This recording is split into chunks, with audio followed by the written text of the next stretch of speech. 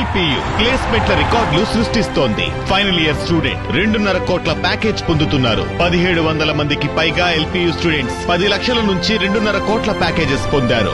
విద్యా విప్లవం ప్రారంభమైంది లవ్లీ ప్రొఫెషనల్ యూనివర్సిటీలో. కూటమి ప్రభుత్వం అధికారంలోకి వచ్చాక వైఎస్ఆర్సీపీ నాయకులపై కక్ష సాధింపు చర్యలకు దిగిన విషయం తెలిసిందే. వైఎస్ఆర్ కాంగ్రెస్ పార్టీ నాయకులను అక్రమ కేసులు పెట్టి అరెస్టు చేశారు. అలా అరెస్ట్ అయిన వల్లభనేని వంశీకి ఎట్టకేలకు ఊరట లభించనుంది. నకిలీ ఇళ్ల పట్టాల కేసులో వల్లభనేని వంశీకి నూజివీడు కోర్టు బెయిల్ మంజూరు చేసింది. ఈ కేసులో గత ఫిబ్రవరి 13న వంశీని పోలీసులు అరెస్ట్ చేశారు. వాటి నుంచి విజయవాడ జిల్లా జైల్లోనే వంశీ ఉన్నారు. వరుస కేసులతో ఇబ్బంది పెట్టింది కూటమి సర్కార్. ప్రభుత్వం కక్ష సాధింపు చర్యల కారణంగా జైల్లోనే వంశీ ఆరోగ్యం క్షీణించింది. అయినా కూటమి ప్రభుత్వం కనికరం చూపలేదు. ఈ ప్రభుత్వం నమోదు చేసిన 8 కేసుల్లో వంశీకి బెయిల్ రావడంతో నేడు ఆయన విడుదలయ్యే అవకాశం కనిపిస్తోంది. వంశీకి స్వాగతం పలికేందుకు అతని అనుచరులు, వైఎస్ఆర్సీపీ కార్యకర్తలు భారీగా జైలు వద్దకు చేరుకోనున్నారు.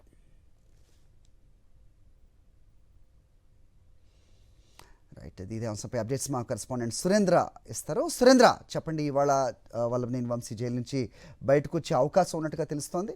ఆయన అభిమానులు ఆబ్వియస్గా అక్కడికి చేరుకునే అవకాశం కూడా ఉంది. ఏంటి మీ దగ్గర ఇన్పుట్స్?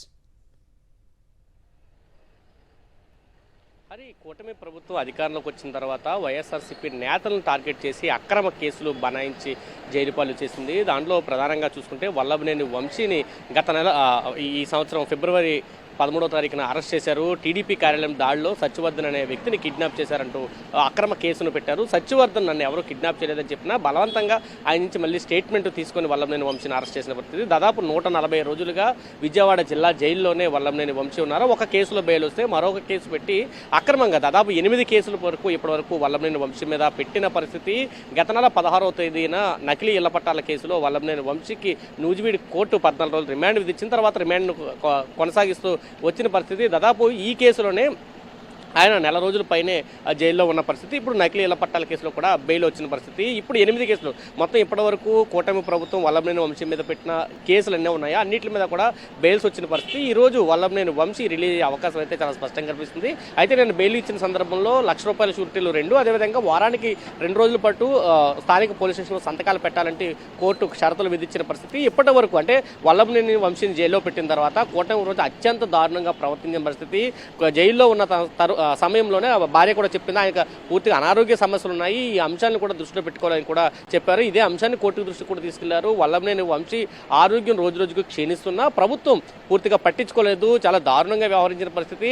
ఆయన ఆరోగ్యం పూర్తిగా క్షీణించిన పరిస్థితి. ఆఖరికి హైకోర్టుకి వెళ్ళిన తర్వాత ఒక ప్రైవేట్ హాస్పిటల్లో ట్రీట్మెంట్కి అనుమతి ఇచ్చిన పరిస్థితి కూడా మనం చూసాము. ప్రతిరోజు అంటే వల్లభనేని వంశీ జిల్లా జైల్లో వచ్చిన తర్వాత నెల రోజుల తర్వాత ఆయన పూర్తిగా రోజు హాస్పిటల్ జైలు అనే విధంగానే తిరిగిన పరిస్థితి కూడా చాలా స్పష్టంగా కనిపిస్తుంది. అంటే కూటమి ప్రభుత్వం ఏ విధంగా వల్లభనేని వంశీని ఇబ్బందులకు గురి చేస్తుందో మనం చూడొచ్చు.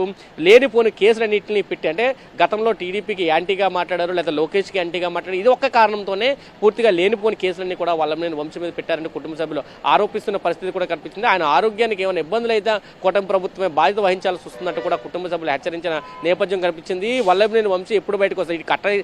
కస్టడీ పిటిషన్తో పాటు పీటీ వారెంట్లతో రెగ్యులర్గా వల్లభనేని వంశీని ఇటు జైలు లేదా స్టేషన్స్ చుట్టూ తిప్పిన పరిస్థితి కూడా మనం చూసాము. ఆయన ఆరోగ్యం పూర్తిగా క్షీణించిన నేపథ్యంలో కొంత కుటుంబ సభ్యులు కూడా ఆందోళన వ్యక్తం చేశారు.